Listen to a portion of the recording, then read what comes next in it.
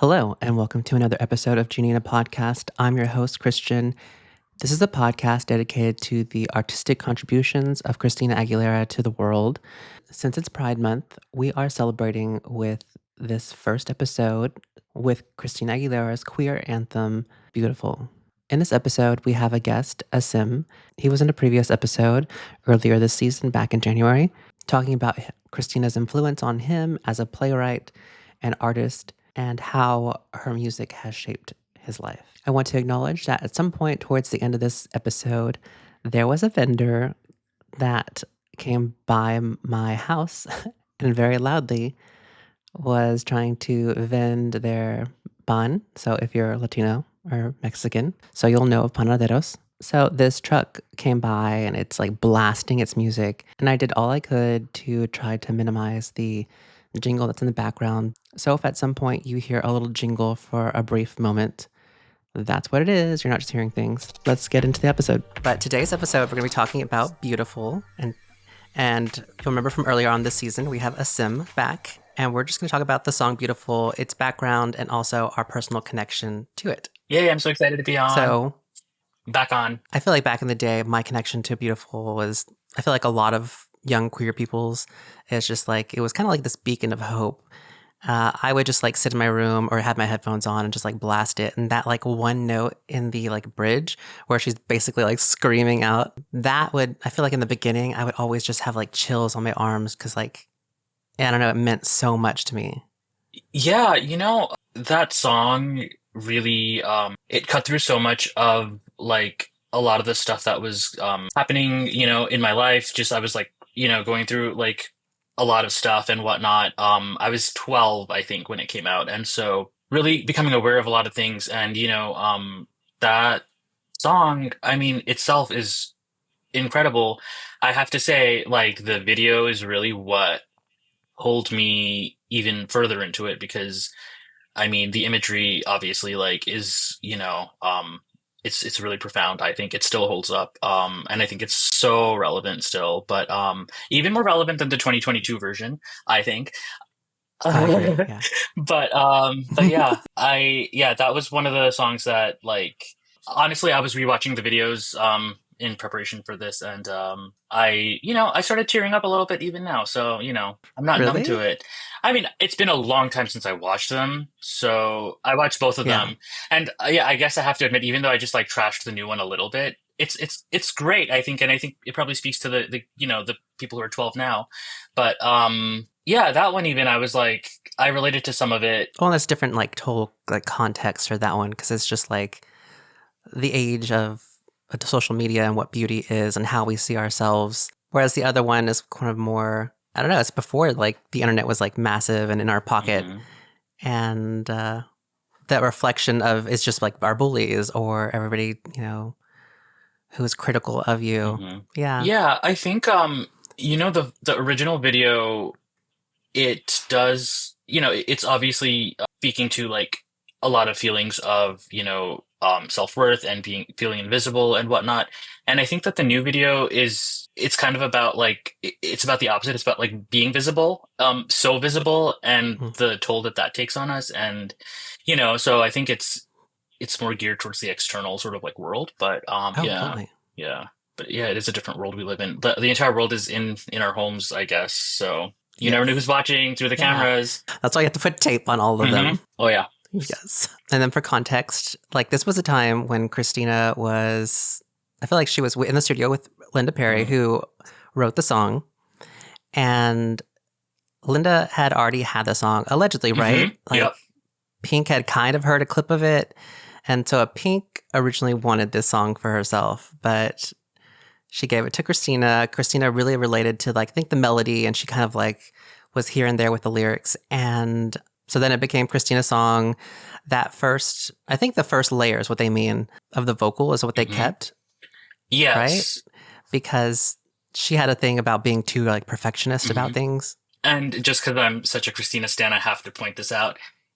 When Pink wanted Yeah. the song, I think Linda Perry was not intending on giving it to anybody. And so I think like, she just played it for Christina as an icebreaker so that, because she saw that she was nervous. So she's like, hey, I have this thing. Not, I don't think she realized that Christina would relate to it so much. So yeah, so I think like it's even more like I think notable that Christina is the one that ended up getting the song. I think even for Linda, she wasn't really sure why that song came out of her. And it was seeing a person that looked like Christina and had the stardom that Christina had relate to it in that way that helped her unlock what the song was for her too. So I think that's really cool, just as a fact. Yeah, especially because like obviously Christina is of course natural Hmm. beauty, and I think just because like Linda is a bit more alternative, she didn't expect a Christina to ever feel like those feelings, but have that insecurity. Insecurity, and I also just think like she, I think she was in a really like raw place, right? Because she had felt so overworked and like sort of, I think she had gone through like she had like a manager who had been like I think stealing from her or something. There was a lot, and the Yeah, industry just like like it just was like, okay, churn it out. And so I don't know, I think like there was a part of her that we didn't get to see, and I don't think that she got to show, and it was probably feeling a lot more raw even at that point. Um and just, the ad lib in the beginning, which is not a lyric that Linda had written, the don't look at me. yeah, Like that's so iconic now, especially because of Mean Girls a little bit, but like yes, but yeah, I think that says everything because the lyrics are saying literally I'm beautiful no matter what they say, but like I think what gives the song depth is the fact that it's, it means like it's coming from a person that doesn't feel that way. And so yeah. yeah. It's like that connection of the actual words to the feeling, like that is what she put into sound, and I love that. Yeah, I Yes. don't know. I think I don't think anybody else could have done the song justice personally. Perhaps Linda, just because, Okay. she wrote it, but not in the same way. And yeah, what you were saying about her vocal, I think there are other like sort of layers that will like overlap and stuff. And I think she allowed Christina to go back in and do some of those runs that she really wanted to do. I think it'd be interesting to hear the song without all that stuff, honestly. Yeah, because it's in there. It's just, she did layer it Hmm. up. Somebody's going to have to get the master and tear it I apart. feel like you can do that with like the digital, I don't know, Yeah, I right? think so. I don't know how, but yeah, somebody, I volunteer you. I am busy. Somebody that's listening or watching to this podcast, you do it and send it to us. Definitely. And then I guess we get to the video. It's just like how you said that the video really connected the theme of like LGBT and just like QIA Hmm. plus, but also just feeling like image disorders like dysmorphia, just insufficient feelings. That was really like the theme was connected in the video. Before that, I feel like it was obviously a beautiful song, but that is what really made it become like a queer like anthem. And also, I think somebody told me that that was like the first video to feature like two men kissing. I think Ashley said that. I wouldn't be surprised if it was. Yeah, But yeah, as far as like mainstream, something that was being played on TRL. mainstream And era. actually, one of the standout memories for me, if I may, is seeing the Tattoo song, All the Things She Said, which had two girls kissing. It was on at the Yeah, same time as Beautiful was. And, like, because the two women kissing, I mean, Madonna had done a video with, two women kissing before that and like long before that. So, yes, they were being provocative. And I think later it came out that they weren't even like, it wasn't like a real, like, they weren't even queer or something like that or together. oh, Tattoo. tattoo. Yeah, yeah, yeah. You know who I'm, Yes, yeah, yeah. yeah, they're totally like straight. So yeah, Yes, that was like interesting. But I think that, because that was like their main shtick is like they were lesbians and and they were yeah, all over each other in the rain and all this stuff and but the yes, thing is that I think like the big, like they were also like, I think that video was also shot between like through like bars or something, so it looked very like caged up. And the two guys that are kissing in Beautiful, they're just kind of like having a nice moment with each other. And yeah, also, like, I have to say, they weren't just two guys kissing. There was like tongue, and there was a close up on the tongue, Like, for two guys to just be kissing and then them going in like that yeah, was making a statement. 12-year-old me was very interested in what was going on, and not realizing like how profound it was in so many other ways for me. But yeah, yeah, that video is just so iconic. And I think it doesn't try like to be a queer video. I mean, yes, like there obviously was an intention there, but like it's not just about we want to make a gay anthem because so many songs followed that were like, we need to like do, we need to get the gay coin, and so like make a hit that's gonna, and it was a risk. It was a Bringing the huge gays out. risk for her to do that. Oh, definitely. So, Yeah. It was like a totally different time. hmm And I feel like most of the representation that like queer people had, especially like in mainstream, was like, which I love Will and Grace, but it was kind of like trivial. hmm Like you have the one that's like super serious, and then you have the one that's super like hmm flamboyant and just like every cliche. But yeah. And then also, besides the two gay men, we have either a cross-dressing person or a trans hmm person. I don't know. Yeah, I don't think we necessarily need to like put him in a Yeah. box, right? But yeah, there's a lot of like gender fluidity happening there. There's just a lot of body Yeah. dysmorphia, there's a person who it's implied that they probably have an eating disorder, um, Right. right? And they're like looking in the mirror and I think that what this song and video like it kind of is an essential part of like what actually made me a fan of Christina Aguilera, which is she's not afraid to like be a little ugly. And like she doesn't shy away from her ugliness. We've seen, I mean, I know you guys were talking about her wigs and stuff during a certain like era, and I was like, yeah, no, she's not. She doesn't shy away from like not looking, Yes. like all pristine and whatever. But like even beyond that, Yes. when we've seen her in like all these different like states, if you will, and it's not even just her image, but her, I would argue, like her voice. There's this Mhm. like guttural, like animalistic thing when she really gets into it, right? And I would even argue that it sounds a little ugly, and I mean that in the best way possible. Like it's not just all pretty notes. There's, she really easily dips into this ugliness, and like it's coming from a place of pain and like emotion, obviously. Like, Cher told us that in Burlesque. Yeah, like that's something that I always related to because I felt like I felt super ugly, whether it was physically or because of my queerness. And like, you know, well, no, I never felt ugly from my queerness, but I was aware of the fact that people would project something negative onto me, and that was a form of ugliness. And so just knowing that I Yeah. had to deal with that in the world was, that will get anybody down. But yeah, so I think like, and even the composition, like or not the composition, but the recording, it feels very dissonant. Like it's like, I feel like the instruments don't all sort of fit together necessarily in, you know, in a pop way that, or even like there's a little bit of a rock like element to it and stuff. I don't Oh, know. totally. There's something Yeah. that is like, it's not quite. Like a rawness Yeah, type. exactly. It's not quite able to be what it wants to be, perhaps. I don't know. That's the feeling that I Yeah. get, and I think that that's beautiful. Haha. There's actually this clip that I saw somewhere Mhm. online, and it was I think the mixer for the Okay. track. And he said that, towards the end, she takes a breath. So don't you bring me down today. There is a part where I think the headphones were too loud. So whenever you're recording, it picked up the tap, Mm, tap, mm, tap. And then she comes in, don't you bring me down? And because I think he said that he ended up going, like the first time he went through, he was like, he caught it, but then he heard it. And then he was like, some reason it works. Like, and so he left it in. So like, that's why you can hear those taps. wow. And that's her signal to come back in. That.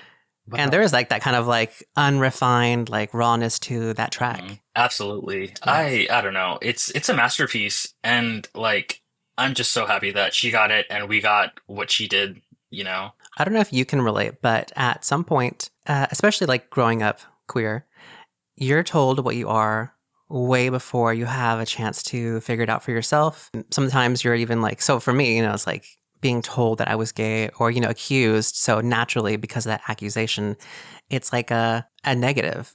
I don't want to be that. I don't know what it is, but I don't want to be that. I know that I'm Mm, different and it's not like everybody else. But I feel like this song and video kind of helped to like, that really is what gay, because at that age, especially with like the Latino culture, you don't talk about mm, sexuality, you don't talk about like gender, or sexual orientation.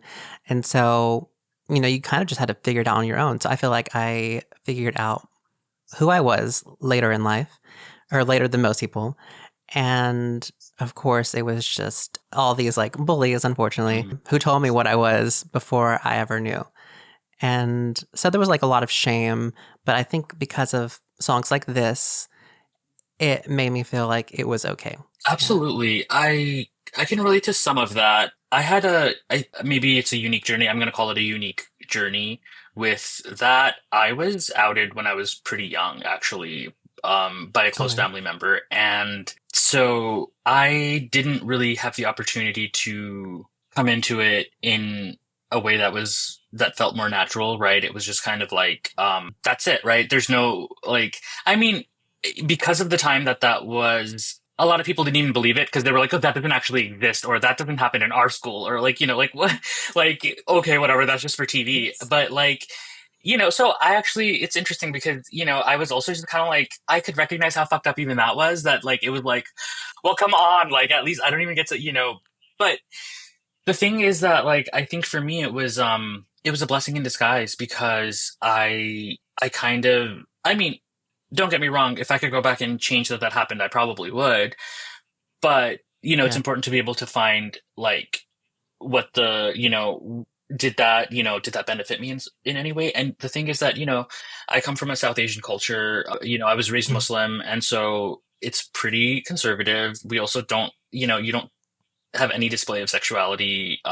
Even if you're married, Mhm. right? Like you're not going to necessarily show that in front of anybody. You're not going to talk about it or even like, acknowledge that is a thing. And so for me, because I was outed, I guess like it was a part of my identity that I learned that it just, okay, this is who I am. And this is part of my truth. And if there's some kind of scripture that's telling me that that's wrong, it gave me the license to sort of go, well, then there's something wrong with the scripture because this is the truth, right? And so, like, honestly, that was a blessing because anytime that somebody would use that to sort of like taunt me or to even like, not from a bullying perspective, but even from like they might have thought that they were helping, right? Like, and like sort of like Yeah. telling me that, oh, this is like not right because just look at the text. And and so it was kind of like, oh yeah, well, I know that that's not correct because I know that this is who I am and I didn't choose this. So like how, there must be something wrong with that. Call it, maybe it's narcissism, I don't know, from a young age, but you know what, I don't think it was. That's so self assured, though. Like, I like that because most people would be like, there would be so much shame because they look to these texts or whatever. And there's so many people, especially because I live in the South, who like, the Bible is held against them. Mhm. And there's so many people who are on the down low down here because of that. Yeah, I can only imagine because I mean, like being in New York, like it's you don't blink an eye when, you could see, a furry on the subway and it's like, all right, whatever, like get out of my way, I need to get to work.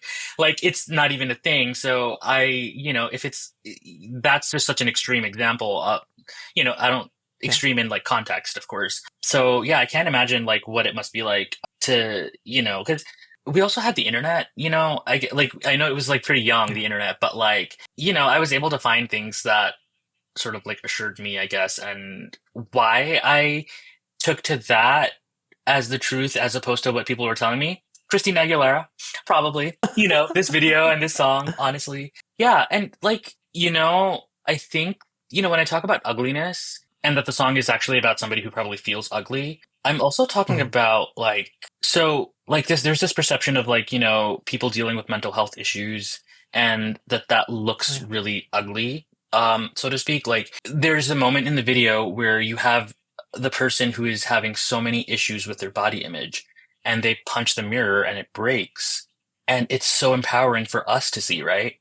Yeah. Imagine, imagine that that's what you did in your house. That would give your family license to go, that person is crazy and violent. And Yes. there's an ugliness there that actually you're able to channel something that is so empowering and do something that is, maybe symbolically like, I'm gonna fucking break that, thing that's causing me so much pain. But being able to sort of like overcome that and go like, no matter what they say, no matter what they say about my condition or my, because, like I've dealt with a lot of mental health stuff, since I was pretty young, and that's part of it too. It's not just the queerness, but it's also just the I don't quite fit like everybody else does in all of these other ways too. And then, being queer people of color, it's like there's all these intersections in which it's like, well, I can be this part of myself in this space, but not that part versus, Oh and yeah. so I don't know. There's so many ways you can cut that. That's the thing that I think makes this song like it gives it like the kind of legacy that it has as opposed to some other songs which were like, really try hard and like they mean what they say, right? It's very primary level, like, I was born this way or like whatever, like, it's so literal. And Christina Aguilera Yeah. has, I think, a lot of her songs are like very literal and, Oh yeah. that is the Yes. thing. But I think that what makes this song so great is that, there's so much depth to it because it's a person that is, I guess like trying to self-soothe maybe. Well, yeah, in one chorus it's self-soothing, Yeah. right? I am beautiful. And Oh, then I was about to say that. yeah. I love that, that she switches it from me to you to us, how we're all beautiful. Hmm. Yes. Yeah. I love how they did that. Do It's you know? powerful. I'm not quite sure. Do you know if Christina chose to do that or if that was like how it was written? I think that's how it was Okay, written. got it. Yeah. Because I think she wrote this alone, like Linda. Okay, yeah, Yeah. interesting. Well, yeah, I mean, regardless, I think it's it goes on a journey with because it is about it's very isolated at first. It's just I am beautiful, and then when you're saying you are beautiful, I mean, it's I guess well, there's no implication, but that could be one person or it could be multiple people, I guess. Yeah. But then when you're saying we are beautiful, that does imply community, right? And so there's a journey there. Hmm. So it's really cool, I think, that, you know, we get to go on that in the song. Yeah. Yes. So at one point, you did say that, like, mental health, and especially because a lot of queer people, grow up with, there's so many reasons why we have so much like mental anguish. And so I think we're more likely to have like body dysmorphia, but also anxiety, depression, basically from being unsure about what we are, and probably the lack of communication from elders and like, Hmm. and clarification. So it's nice because besides it being queer, it also has that mental health aspect, but it still ties into that queer aspect. For sure. And I think that one of the things that, at least for, gay men or queer men, that, that demographic deals with is, like, much like oftentimes women have to deal with the male gaze, maybe in your Hmm. relationship, it's only going one way, but in a gay male relationship in which both people are that, you're dealing with the male gaze from both sides. And Yeah. it's very disempowering to feel like that's your self-worth is equated to. And, there is so much messaging in the gay community that is tied to your self-worth. Like, who's Yeah. hanging out at these parties? It's only people that look like that body. And, What animal represents you? oh my God. I mean, so like it's interesting because like, I think like the way that labels go, I think as Yeah. far as that is concerned, like I think it is so needed at least at one point because it's a way for you to identify yourself in a community and find your Okay. place, or even like say that just even like homosexuality being a thing, or the word gay, right, is identifying a person. That was so important for being able to advocate for your rights. Like this is the identity with which I'm being marginalized, and so I'm going to use it to be able to advocate for myself. And then I think once you get past that, it's like, I mean, we're not past that, but like, in some ways we are, like, we're much farther than we were, at least in awareness. And Yeah. so, there's a lot of like, well, do you even have to call yourself one thing or another? Why can't we all just be who we are? And it's like, I would love for us to get to a point where we no longer have to advocate for ourselves based on what section, we identify as or whatever. But I mean, I don't know if Yes. being an otter, I don't know if there's any like otter rights that I'm like, yeah, because like whatever. But Is that your animal of choice? I guess like that's the thing where I never really like. I was like, well, before it just used to be bear and that was it, right? And then now we have like the whole like Oh we have yeah. like all the Pokemon and stuff. But I guess like I just find myself being told often like, well, yeah, that's what you would be, and like I guess like you know t it's interesting because there's a truth there, clearly because Yes. it's consistent based on how I'm being identified. So there's something there that people are clogging. Yeah. I don't have a problem with it, I guess, but I don't wear it on my sleeve where it's like, oh, I'm an otter who likes otters. Like I don't know. Yes. I don't know. I definitely see myself beyond that for sure. But and okay, so I think that Stripped is like one of those things where that was the first time she got to have creative control. And she was very Yeah, intentional about you will not be able to figure me out because I'm gonna give you every genre, that like I don't know. totally. And so like that's actually something that I learned that from Christina. I was just like, oh my God, like, because Stripped, like, saved my life. And then Back to Basics came out, and I was like, wait, she can do this too, and she can kill it? Like, what? Yeah. And actually, right around that, and I was 16 when that came out, and I was like, you know what? Like, yeah, why should we have to be able to be only good at one thing, right? We can be good at multiple things if we have.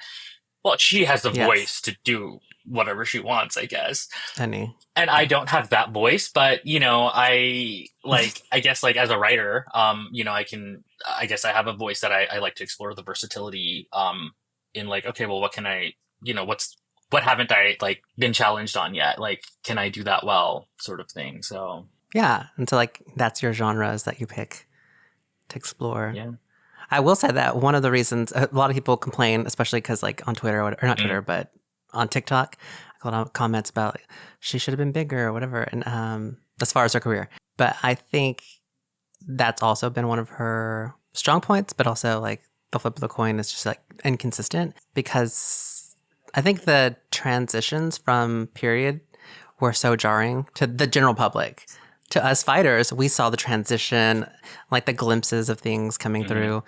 But so that's why when somebody asked me recently, like, what do you imagine for her like newest album? What would you like to see? And I told them that it would be cool if she did just like R and mm, B or like more R&B, but alternative. So in the like lane of like a SZA. I mean, it's so obvious that she would like she's very much at home in that world, right? And so Yeah. I think that that would be amazing. Yeah. Um, I have been wanting to see her do a rock album for so long. Oh, that would be cool I just want too. her to do a rock album so bad. Christina, if you see this, please do a rock Yeah. album. It doesn't have to be the next one, the one after that. The thing is, like, you named a very specific genre within a genre, right? Like, you named an artist, even, like, it would Yeah. be like this. You know what? Like, rock would give her still room to just be so versatile and, like, just to do, because Yeah. there's so many genres within that. And so, Mhm. I don't know. That's my thing that I want to see her do at some point. I would really love that. She also does that well Yeah. too. Yeah. I was at Jazz Fest and Did you watch sorry. Fighter recently? Did I Oh, sorry. watch Fighter? Because I was looking for clips to post, and then I found the behind the scenes, and I was like, I forgot all about the behind the scenes, and Mm, I watched that, and then I watched the video, and I was like, I think the imagery, which kind of goes with beautiful, it just like connects the song so much more. Because for a time, especially because we hear Fighter a lot as big hmm. fans, it kind of like lost its luster. But like watching the video again, it's just like reappreciating that like artistry that For was behind sure. it. Okay, I have a complaint about the live performance of this. I think the first time, so she ends the song differently now, and I think the first time she ended it the way that she does now was like, what was it, Stonewall Day in New York City?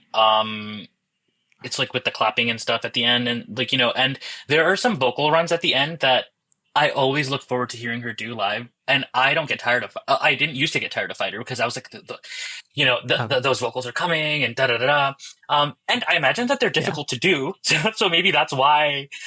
Yeah. She's a human being and she needs to, she knows what what's going to be good for her to like put on her Yeah. plate to do and stuff. So like, I'm not, like complaining in that way because I don't. She doesn't owe us anything, but it Right. does like it does make me a little sad that like we don't get that version anymore. But good thing we have, I guess, the recording, right? To be able to listen to. And I mean, Oh yeah. I also like anytime I've seen her live, like just subconsciously, I will pull my phone out so I can record that bit of it. It just, oh Really? yeah, not anymore because we don't get it, but I'm just kind of like, I don't know, like my body just knows, okay, that part's coming up, and like, you want to get her doing that like run. It's like this. You know what? I tried vocals last time on this podcast. I'm not going to do it again because it was embarrassing. So Oh, you did. I think I kept that in too. yeah, yeah, and I want to correct something that I said last time. Uh, And it's not even something that needs correcting. It's just my opinion. I think I said you asked me. I think what my top Christina song was, and I said Okay. Cruise, which it still is very much up there. But I think I was just listening to the album through at one point again, and I was reminded at how much I love Makeover. That is, and I think somebody may have even said that on Yes. your. I don't know if somebody said that on your podcast, It but was probably me more oh yeah, recently.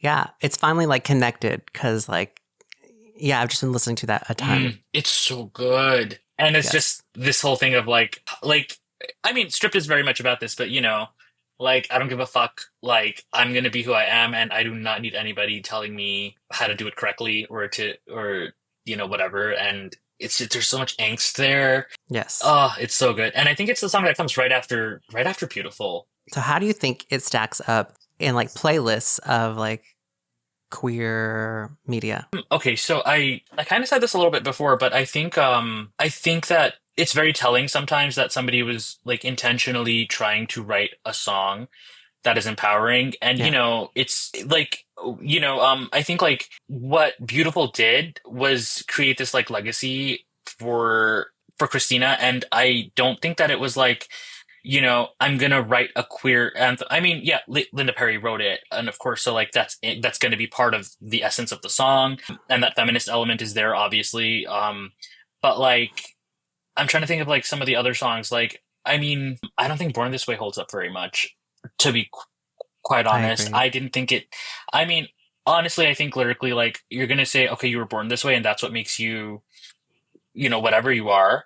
But then she also has, then at the end of the song, she's like, same DNA, same DNA. And I was like, well, if you were born this way, then wouldn't that imply that your DNA was different? I don't know. Like, there's that dissonance there. And then also just like that, that's not necessarily what queerness is, or, like, having been born with it. Like, people can come into their queerness at any point in their life. That doesn't have to mean that those genes were just activated when that person turned like 45 or whatever, and one day they woke up. Like, it's a very gradual process for people, and I think it's a very natural process. um I don't know, what are some other songs, I guess, that Firework by Katy Perry, that Oh yeah. um there's What Doesn't Kill You Makes You Stronger by Kelly Clarkson. And the thing is with those songs, they mean what they say, right? They Yeah. mean, oh yeah, like I'm a, like it's meant to be so empowering, and that is so valuable. Like I've needed that. But I don't know, I think like what Beautiful does is it's just so much more complex of a place that it's coming from, because it is somebody that's trying to tell themselves that they're beautiful, because they're Yes. just they're not feeling it. Yeah, I just think it's a work of art beyond what most of the other songs are. And yes, as a Christina stan, of course, I'm going to be biased, but like I don't know. I think it's just it's very poetic and universal in that way. And I don't think it was written to be a hit, right? To be as That's the yeah. thing. It wasn't meant like written with Yeah. that in mind. I think a lot of the other songs were written with that intention, and that does take Mhm. away some of the humanity of it, I think. What do you think about how it stacks up within, I guess the genre of, like, I guess, queer empowerment songs? Oh, I think it's great. I think okay, so as far as Hmm. production, I think especially because she kept to like Linda Perry kept to like real instruments Mm. and nothing's too it doesn't feel dated. Like it's a classic ballad that will just like last. The theme is universal. I feel like it doesn't get played as often or like Pride playlist, like probably even like this next season of Pride that it probably won't be on as many. I don't know why, because I think it's a beautiful song.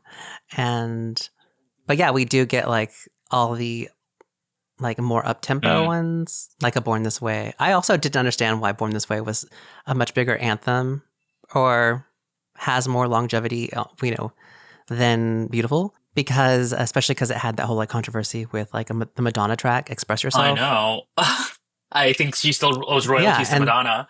yeah, right. And then because it does feel like the lyrics are clunky in that one, I guess this shouldn't be a podcast about just tearing down Lady Gaga, but she said like a chola, and then what she Hmm. say, Hmm. Oriental, and so that it just felt That like, section of the song feels like, okay, I just need to shove these things in because I need to make it feel universal to anyone, yeah, oh, it's not just about queer people, it's disabilities too. Like, and it's just like, who else can I shout yeah, out to that I want to, like, I don't know. She also like before the album came out, she okay, no, I don't know, we shouldn't like Do it. Say it. You have to now. before the album came out, I think she was in the process of writing it. And at that point she claimed that she had written the album of the decade. And I was just like, too early.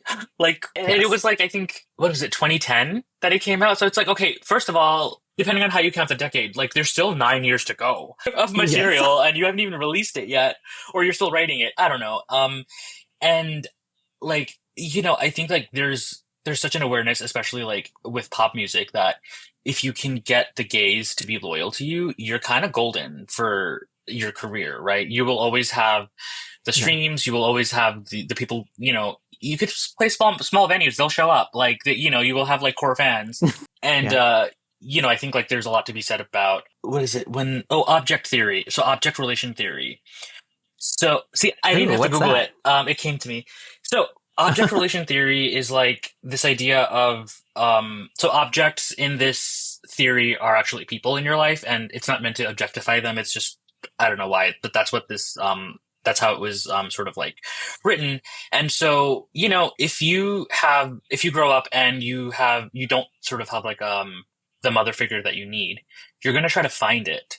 And so for a young queer, you need like sort of like a mama figure that is going to like teach you to be strong and powerful. Like, of course the pop stars are going to, like the women pop stars are going to Yeah. give you The exactly easiest. what you need. Or, it's not just even the pop stars, but, like whoever you stan, like, oftentimes it's music because, music has Or even like a house mother, like, are you talking about like Real Housewives? like ballroom, like Oh, drag. yes, yes, yes, yes, Or yes. Exactly, yeah. exactly. Yeah, and so like, I think there's this a lot of queer people find themselves needing a parental figure to guide them which they do not have. And so Mhm. that's or they could have well-intentioned parents, right? That doesn't make somebody a bad parent necessarily, but that parent is not able to deliver what their queer kid needs. And so that Right. child is going to try to look for it somewhere, not even knowing what they're doing. I remember actually, like, I was a big fan of Christina, but like I was still in my like, okay, is it going to be Shakira? Is it going to be Gwen? Is it going to be, like who's my like? And I think Back to Basics is what solidified it. I mean, I was a huge fan before that, and like Strip, like I Hmm. told you, was a huge thing. But yeah, I think like once Back to Basics came out, I was like, yes, that person can do anything, and that's Yeah. what I want to be. I don't know. Did you Of did you say pride, that you're finding queer. that Beautiful doesn't show up in the playlist as much? Yeah, I don't think so. Right. Like I feel like a lot of them are like, especially because they're more current, or they're just like songs like "Born This Way" or like how you said Mm-hmm. "Roar." I just looked it up and like "Good Luck, Babe." Yeah. What else Mm-hmm. was there? Okay, like I'm not even kidding. Like most of what I listen to is Christina Aguilera, and she didn't have that many. She doesn't even Really? have that many albums for as long as she's been out. So like, but she's done a lot of side projects. But like, there's always like so much new music on there that I don't know that I'm like, oh, I can't listen to this playlist. Like, I need something that I know, right? To like right now, that's what I need. Like something I can dance to that I know or I can mouth the lyrics to. So I don't find myself Right. listening to a lot of those playlists. Yeah. But I think that Christina always gets like relegated to not being the, when I think she should be credited for so much more than she is in general. But I think that's always the case, Yeah. to the point where I'm always like delightfully surprised when they're playing her in the mall or like at Kohl's or like, The other day at Walmart for me, yeah. What was the song? I forgot. I put it on my notes because I was like Mm. astonished. It was something from Aguilera though. Oh, So I was like, what? wow. And it wasn't the single. It was crazy. That's amazing though. Yeah, I'm here Yes. for it. Me Yeah, too. I used to work at Kohl's, so that's why like I name dropped that one. And so I would just be like, if it was the holidays and her version of what's it called? Have yourself a Merry Little Yes. Christmas. So I do think that is the Okay. so Christina Aguilera's version of Have Yourself a Merry Little Christmas. Yes, I know opinions are not facts, but this is a fact that it is the most superior version. I could I have been like agree. ringing up a customer and I would stop and go, doesn't she just sound so great? And like, whatever. I would stop and make sure that we took note. we took notice because I was like, she deserves some recognition for this, and she doesn't get it. So I'm gonna do my part, which is just so silly, but I couldn't help myself. Oh my gosh. But I agree, especially because like I've heard people like cover. Well, no, because everybody's covering, even Christina's covering the song. So like I have heard specific covers of "Have Yourself a Merry Little Christmas," and they will go to her specifically. All the ad libs, Mm-hmm. everything will Mm-hmm. be like mimicking her Mm-hmm. version. Oh Yeah. yeah. Also, on one of your recent episodes, you guys went in on Christina for like the vocals were so much on that album, and you know what? Yeah, Yeah. they're a lot, but like, I'm A sorry, lot. but if I could sing like that, I would sing like that. Like, would you Yeah. not? Like, I don't know. Like, I just feel like if you Yes. if you have it, like, you know, I don't know, like people can trash her Totally. for over singing or this or that, but I'm like, when you have the ability to do so, would you not do that?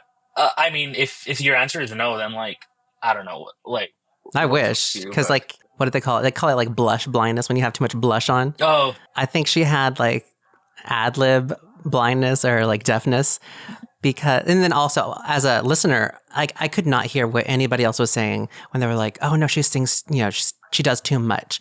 Back in the day, I was like, I have no clue what you're talking about. This sounds perfect. Now that I'm older, I think it's just, I get why she wanted to do that, especially because she had been so stifled for so long. Some of them are a lot. there. I'll have you on during Christmas time and we'll talk Oh about that kind yeah, of I'm Christmas. happy to, and like that is, I could listen to it, and yes, I can recognize that it's a lot, Yeah. but to me, it's like, yeah, like do it, like you have it, and also like of course as you age, like your voice changes when you have kids, your voice changes, all that stuff Yes. happens. So like while she had it, okay, here's my thing.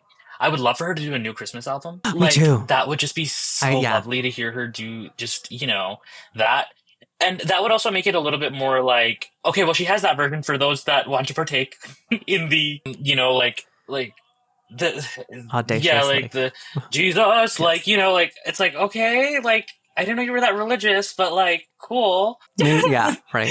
But like, like, do you really feel Jesus like that? And maybe she did. I don't know. That was the one that, yeah, I guess there was like a lot less. Like, it wasn't like a major project, like or that they were gonna, Oh, So yeah. like, I guess they let her like run free on it. So it's just like, when she's performing, if she takes the mic off the stand, she's about to like the vocals are about to like, get unleashed.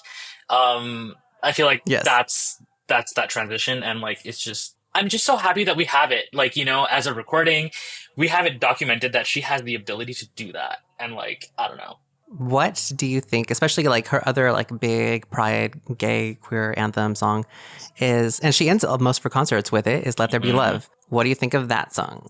I love the song. I don't understand the queering of that song, honestly. I get it. Let there be love as a phrase for Yeah. that sort of like community.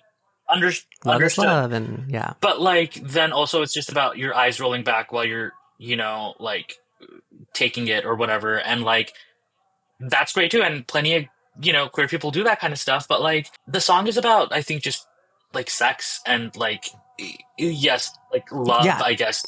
Like they changed the context of it. Yeah, I don't know. I don't know. I think like, it's kind of okay. It's kind of like if you listened to Beautiful and you walked away with it going, "Oh yeah, that song is about a person who like feels really beautiful. That's why she's saying that." No, that's not what the song is about. Yeah. Let There Be Love is not about, you know, queer people should be able to love each other. I mean, yeah, maybe it's about queer people. Like, if it is about that, then it's about like the fucking and stuff. But like, it's a sex song, and I Yes. think in the same vein, the song "Accelerate" gets like I think. I was about to say pegged as a sexual song, which, whatever. Not Take it pegged. for what it is. But it's actually, I don't, yeah, some of the lyrics suggest that, but like, I actually think it's not about sex. And I think it's about like, attaining your goals and like, having what it takes to get what you want. And like, it's about having made it or, getting there or whatever. And, there are a couple of lines that are, that sound sexual, and because it's Christina Aguilera and the video that she Yes. did, of course. Overtly So sexual. yeah, I mean, I think that happens a lot, but with "Let There Be Love," I don't love it as far as that it goes, but you know, I'll listen to it. I'll listen to her close the Yeah. show with it. Sure. Oh, you know what? Christina Aguilera What? also did after the Pulse shooting. She had that song "Change." Change. Um, Yes, you're right. I totally forgot about that. yeah, I did too until right now. And that was a beautiful song. Gorgeous song. Could have used I think a little bit more work, but like, hey, let's keep it raw and, Yes. like untouched, like beautiful, I guess. Yeah. I love that song. And I think like when she released it, I think she released it with this intention of like, you didn't have time to go and do rewrites and stuff. Like she released it so that Yeah. she could raise money to like help those families and stuff. And I think like that was great.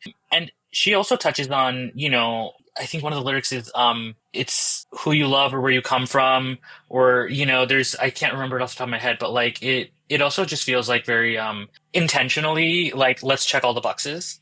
And it's fine, but Okay. it's not, beautiful doesn't do that. Beautiful just uses pronouns. Yeah.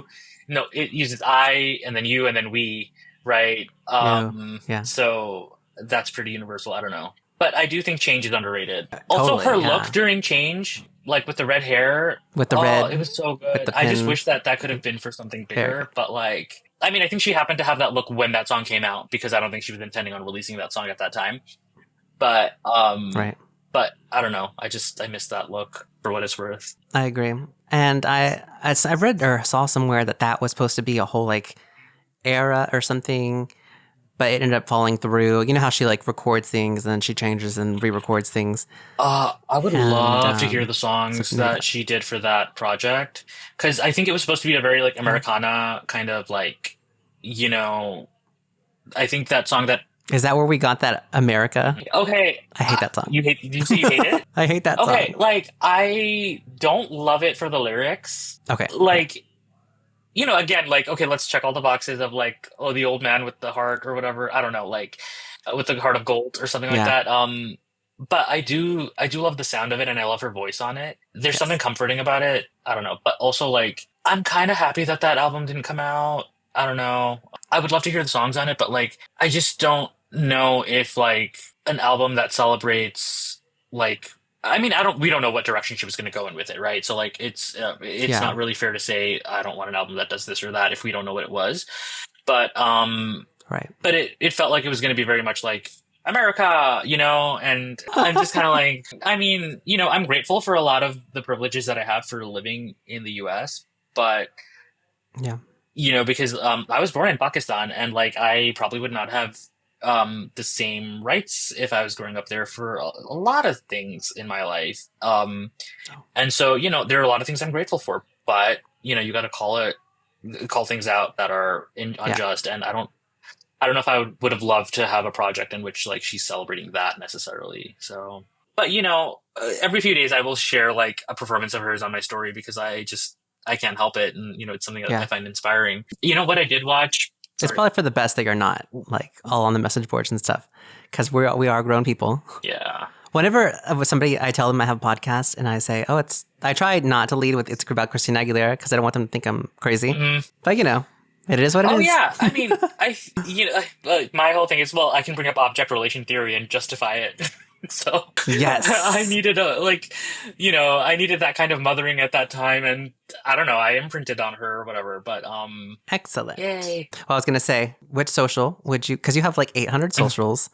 Which one would you like? Would you like anybody to follow you? Where should they find you? Yeah, my main one is Paki Panic. So it's PAKIPANIC. That's on Instagram. Usually that's where I'm going to be posting, generally. If there's like people that are Christina people, I'm all for it. So, let's build that community. Yes. And it really is like, it's so nice whenever people like message me and talk about how like it for them also to like meet other fighters.